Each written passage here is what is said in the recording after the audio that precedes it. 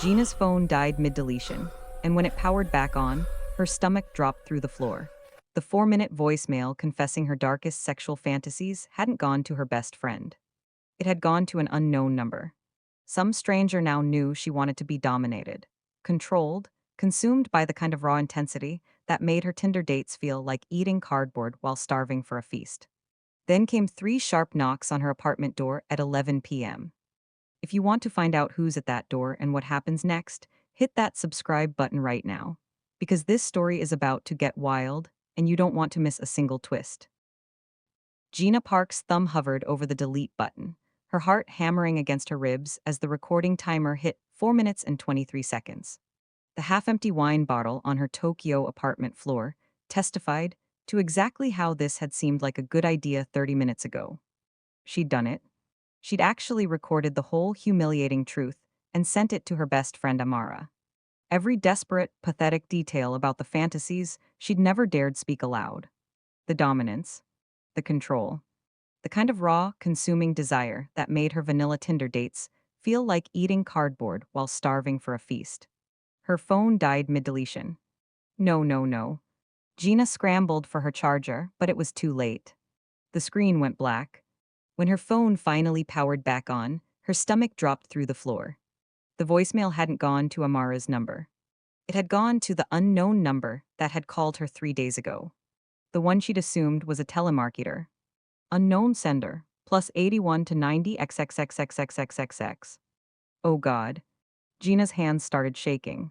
Some stranger now had 4 minutes of her confessing her deepest sexual fantasies. Some random person knew she wanted to be dominated, controlled, seen. That she was tired of men who asked permission to hold her hand. That she craved intensity, darkness, power exchange. She tried calling the number. Disconnected. Maybe they hadn't listened. Maybe they'd just delete it. Maybe. 3 sharp knocks echoed through her apartment. It was 11 o'clock at night. Gina crept to her peephole, pulse thundering in her ears. A tall figure stood in her hallway, perfectly still, hands in the pockets of an expensive black coat. Sharp features. Dark eyes that seemed to look directly through the peephole at her. Who is it? Her voice came out smaller than she intended. Someone who received a voicemail meant for someone else. His voice was smooth, controlled, carrying the weight of absolute certainty. I need 3 minutes of your time. I'm here to help you, not harm you. Gina's face burned with humiliation. I'm not opening my door for a stranger at 11 p.m. Smart, your building security is compromised. The 7th-floor hallway camera has a 15-second blind spot. Your door lock is standard issue, easily bypassed. If I wanted to harm you, I wouldn't knock. That's not reassuring. It's honest. A pause. I'm holding my phone up to your peephole. Look at the screen. Gina looked. His phone displayed an audio waveform.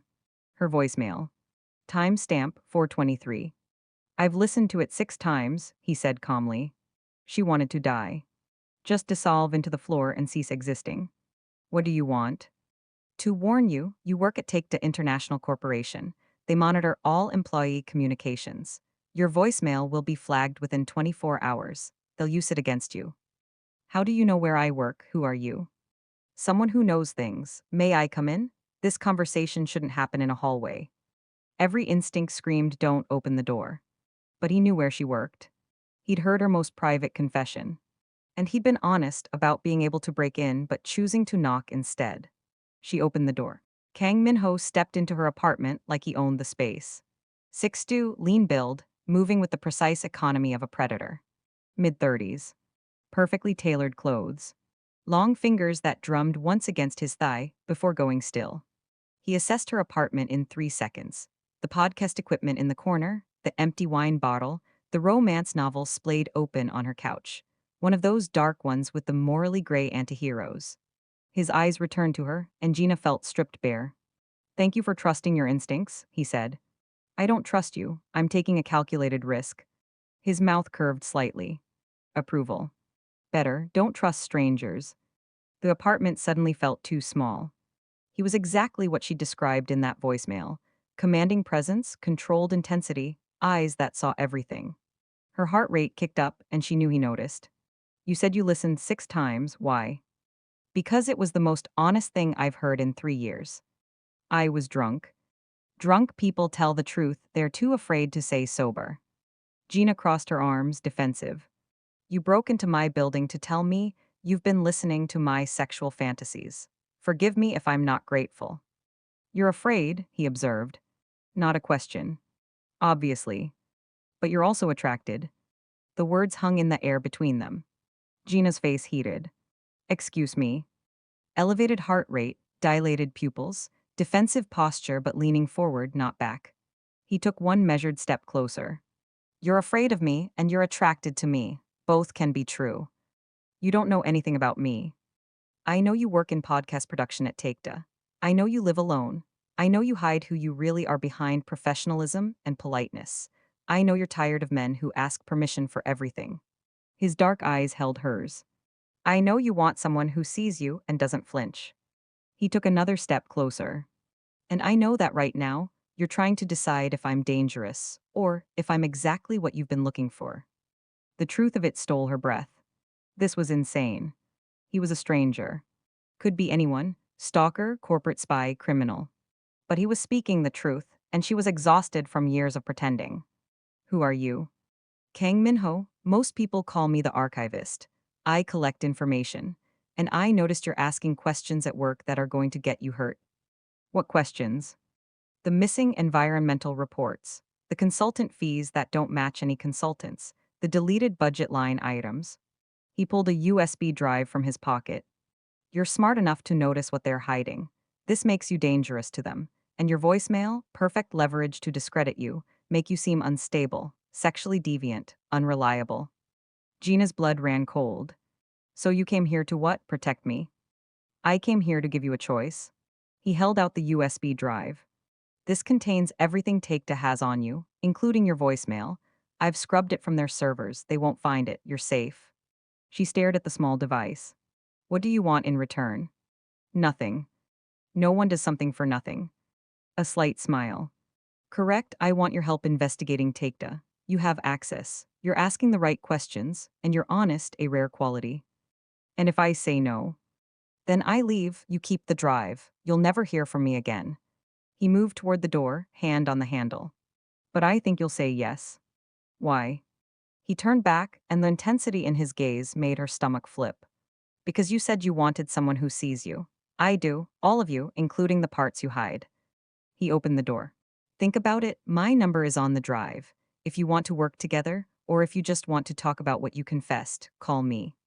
Then he was gone. Gina stood in her empty apartment, holding the USB drive, heart pounding. A stranger had just heard her deepest sexual confession, broken into her building, admitted to stalking her work communications, offered to help her, read her body language perfectly, and left without asking for anything. She should be terrified. Instead, she felt more alive than she had in years. Gina didn't sleep. She spent the night researching Kang Minho and found nothing. No social media. No digital footprint. Like he didn't exist. The USB drive sat on her desk, taunting her. At sunrise, she tried passwords. Her name, her birthday, Takeda. Nothing worked. Then she remembered his words. I've listened to it 6 times. She typed 6. The drive unlocked. Inside were files that made her blood run cold. Takeda International had been monitoring everything. Her emails, her building access, her phone metadata, even her coffee orders from the company cafe. They knew she'd been asking questions about irregularities in the budget. And there was a document, READ first TXT. Gina. If you're reading this, you found the password. Smart. You've been asking questions about deleted budget line items, missing environmental reports, and consultant fees that don't match any consultants. You're right to be suspicious. Takeda is covering up toxic dumping in Osaka Bay. The evidence is hidden in their isolated servers. I'm close to finding it, but I need someone inside. Someone they don't suspect yet. Someone smart enough to look where they're not watching. If you want to help expose them and protect yourself in the process, call me. If not, destroy this drive. Forget we met. The choice is yours. It always will be. M. P.S. About the voicemail, I don't think you're broken. I think you're brave enough to know what you want. Most people never figure that out. Gina stared at those last lines until they blurred. She picked up her phone. Yes. Minho answered immediately. It's Gina, I'm in. Why? Because you're right, I've been asking questions, and because I'm tired of being safe. Good, be at Shibuya Crossing, Northwest Corner, 9 p.m. tonight. Come alone. How do I know? You don't, that's what makes it real. He hung up. Gina arrived at Shibuya Crossing early, dressed practically in jeans and boots. She spotted Minho immediately, perfectly still while hundreds of people flowed around him like water around a stone. He saw her, nodded once, and turned to walk. She followed. He led her through back streets away from cameras, down an alley to an unmarked steel door. He entered a code she couldn't see, and the door opened to industrial stairs leading up 3 flights. Another door. Heavy soundproofing. It opened to reveal a converted recording studio. 2,000 square feet of acoustic panels, servers, monitors, and surveillance equipment. One wall was entirely screens showing live feeds from across Tokyo. The other side had original studio equipment and mixing boards. A minimal living area occupied one corner. You live here? Gina asked. I exist here, living is different. He gestured to the main screens, pulling up files. This is what I do. I collect information. Communications, data, surveillance feeds, everything that moves through Tokyo's digital infrastructure, I can access. That's illegal. Very, it's also necessary. He showed her satellite images, water quality reports, email chains between Takeda executives. They're dumping industrial waste into Osaka Bay, bribing environmental inspectors. The contamination is causing cancer clusters in 3 fishing villages. Gina stared at the evidence, horror building in her chest. How long have you known? 6 months, but I can't prove it alone. Their servers are isolated. I need someone inside to access the physical records. Me. You produce their internal podcast. You're trusted, invisible. What do you need me to do? Install a data bridge on the executive server. It's a USB device, takes 90 seconds. I'll walk you through it remotely. And if I get caught? You won't, I'll be monitoring everything cameras, security, door locks. I'll guide you through. Gina turned to face him fully. You're asking me to commit corporate espionage. I'm asking you to help expose mass poisoning. He moved closer, and the studio's intimacy made everything feel electric. Why me? You could find someone else. Because you're already asking questions. Because you're smart enough to hide it. He paused. And because you trusted me enough to come here, that's rare. The voicemail hung between them, unspoken but present. You still have it, Gina said quietly. Yes. Are you going to delete it? Do you want me to? She met his eyes. I don't know. Minho moved to his terminal, pulled up the file. His hand hovered over the delete key.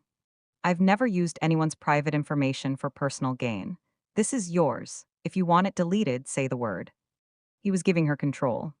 After days of feeling exposed and vulnerable, he was letting her decide. Keep it. His hand stilled. Why? Because you heard it and didn't judge me. You heard what I wanted and you're still giving me choice. That's what I actually wanted. Not someone who takes control, someone who makes me feel safe enough to give it. The air shifted between them. Gina. His voice dropped lower. I need to be clear about something. What? I'm not a good man. I break laws. I manipulate people. I trade in secrets that destroy lives. Working with me will put you in danger. I know. And I heard your voicemail. I know what you want. If we do this, work together, spend time together, the line between professional and personal will blur. I know that too. I won't apologize for wanting you, but I also won't act on it unless you explicitly tell me to. Gina's heart hammered. So what are the rules?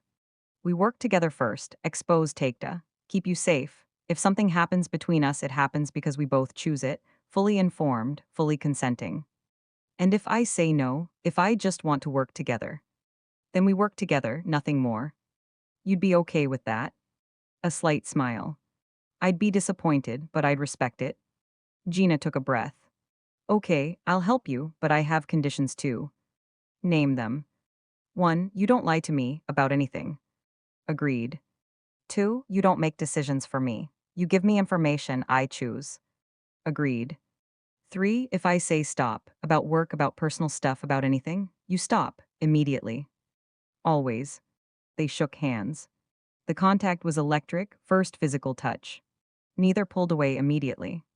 Training starts tomorrow, Minho said. I'll teach you surveillance, counter-surveillance, data extraction. You'll need to know how to move through Takeda without being detected. How long do we have? 2 weeks until their quarterly security audit. We move before then. As Gina turned to leave, Minho's voice stopped her. Gina. She looked back. What you said in that voicemail about wanting someone who sees you, I do, all of you, and I'm not afraid of what I see. The training consumed the next 10 days. Minho taught her to spot surveillance in crowded cafes, using reflections instead of direct looks. He taught her to bypass security without triggering alerts, to find deleted files, to manipulate people for information. On day 5, he stood behind her as she practiced installing the data bridge, his hands guiding hers, his breath on her neck. Slower, he murmured. Precision over speed, feel the connection click. Her hands shook, but not from the device. You're distracting me. Good, you'll be distracted during the real thing. Security guard walking by, time pressure. Adrenaline, you need to function anyway. He didn't move away. This feels like a test, Gina said. Everything is a test. His voice was low in her ear. How are you doing? She successfully connected the device. Better than you expected. He stepped back. Never underestimate you. That's one lesson I learned early. On day 7, late at night reviewing security protocols, Gina noticed files in his archive labeled with his own name. You have files on yourself? Insurance, if I'm ever compromised, the truth comes out automatically. What truth? Long pause. 5 years ago, I was an investigative journalist. I exposed a pharmaceutical company for falsifying drug trial data. The story was true, airtight evidence. What happened? They destroyed my life, fabricated criminal charges, got me fired, blacklisted. His voice stayed level. My sister believed in my work, defended me publicly. They went after her too. She killed herself 6 months later. Minho. The legal system failed, the media failed, justice failed, so I became this. Someone who collects enough information that no one can destroy me or anyone I choose to protect. He turned to look at her. That's what this is about, not money, not power, making sure the truth can't be buried. Gina understood then. This wasn't just about exposing Takeda. This was about his sister. About every person crushed by institutional power. She crossed the room and took his hand. He looked at their joined hands, then at her face. Don't, he said quietly. Don't feel sorry for me. I don't, I'm grateful you told me the truth. Something shifted in his expression. Vulnerability breaking through the control. You keep surprising me, he said. Good. On day 14, everything changed. Gina entered Takeda's executive floor at 7 p.m., after most employees had left. Minho's voice came through her hidden earpiece. Camera loop is active. You have 90 seconds before the next security sweep. Server room is 15 feet ahead on your left. Her heart pounded as she approached the server room door. The lock clicked open remotely, Minho's doing. Inside, rows of servers hummed. She found the executive server marked E7. Installing now, she whispered. Good, insert the bridge into port 3. Wait for the blue light. Her hands trembled as she connected the device. 5 seconds. 10. 15. Blue light. It's in, Minho said, satisfaction in his voice. Data transferring now. You need to wait security alert. Someone triggered the executive floor alarm. What how? I don't know, the system shouldn't have. He swore. It's a trap, they knew we were coming, get out now. Gina yanked the bridge free and ran. Footsteps echoed in the hallway. Male voices. Security. Fire exit right side, Minho commanded. I'm overriding the alarm, 10 seconds. Gina sprinted. The fire exit door clicked open just as she reached it. She burst through into the stairwell. They're right behind you, Minho said. Keep moving, I've got your location, I'm coming to you. She flew down 7 flights, lungs burning. Crashed through the ground floor exit into an alley. A black car screeched around the corner. The passenger door flew open. Get in. Minho shouted. Gina dove into the car. He peeled out before her door fully closed. Are you hurt? No, what happened? How did they know? His jaw was tight. Someone tipped them off, someone who knew about the operation. No one knew except. Her blood ran cold. You think someone's been watching you, monitoring your communications. It's the only explanation. He took a sharp turn, checking mirrors constantly. Which means they know about you, about us, everything. Where are we going? Somewhere they can't find us. Somewhere I prepared for exactly this scenario. 30 minutes later, they pulled into an underground garage beneath a nondescript building in Shinjuku. Minho led her to a freight elevator that descended 3 floors below street level. The doors opened to a bunker, concrete walls, no windows, emergency supplies, computer equipment, a single bed in the corner. How long do we stay here? Gina asked. Until I figure out who betrayed us and how to finish what we started. He moved to the computers, pulling up files, cross-referencing data. Gina watched him work, adrenaline still flooding her system. They'd almost been caught. Almost arrested. Almost. Minho. I need to focus. Minho. She stepped in front of his screen. Look at me. He did. And she saw it, the control fraying at the edges. The fear he wouldn't acknowledge. I'm okay, she said. We're okay. You could have been arrested, or worse. But I wasn't because you were there. He stood abruptly, the chair scraping back. I miscalculated. I put you in danger. I should have. Gina grabbed his face with both hands. Stop, you didn't miscalculate. Someone betrayed you. That's not your fault. His hands came up to grip her wrists, but he didn't pull away. His eyes searched hers. You should walk away, right now. I can get you out of this. New identity, new city, clean break. Is that what you want? What I want doesn't matter, your safety. Answer the question, is that what you want? His hands tightened on her wrists. No. Then stop trying to make decisions for me. I'm staying. Gina. I'm staying with you. We finish this together. Something broke in his expression. The control he'd maintained for so long finally cracking. I can't promise I can keep you safe. I don't need promises, I need honesty. She stepped closer, their faces inches apart. Tell me the truth, do you want me here? Yes. The word came out raw. God, yes. Then I'm staying. The kiss happened like lightning, sudden, inevitable, electric. His hands moved from her wrists to her waist, pulling her against him. She wound her fingers into his hair, finally touching him the way she'd wanted to for days. When they broke apart, both breathing hard, Minho pressed his forehead to hers. This is a terrible idea. Probably. We're trapped in a bunker, people are hunting us. This is the worst possible timing. I know. And I still can't stop thinking about that voicemail, about everything you said you wanted. Gina pulled back enough to meet his eyes. And I'm telling you now, while I'm completely sober and of sound mind, I want it. I want you. The real you, not some watered-down safe version. His eyes darkened. You need to be sure, because once we cross this line. I'm sure, I've been sure since you showed up at my door and gave me choice when you could have taken control. That's when I knew. Knew what? That you were exactly what I'd been looking for. Someone strong enough to be gentle, controlled enough to be trusted, dark enough to understand me. Minho cupped her face with both hands, thumbs brushing her cheekbones. Tell me what you want, right now, explicitly. I want you to stop asking permission and just take what you want. I need to hear you say it, consent matters. Then you have it, all of it. I consent to everything I described in that voicemail and more. The kiss this time was different. Consuming. His hands commanded and she surrendered, finally free to want without shame.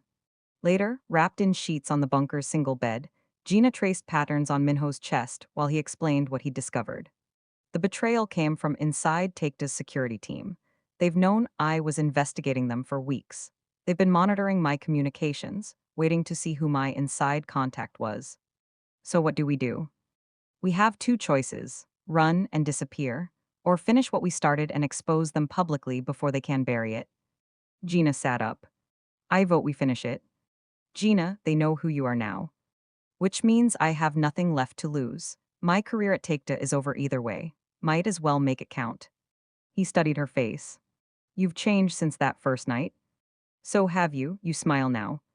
You make me want to. She kissed him softly. So what's the plan? Minho's expression shifted to something fierce. We go public, I'll upload everything I have to every news outlet simultaneously.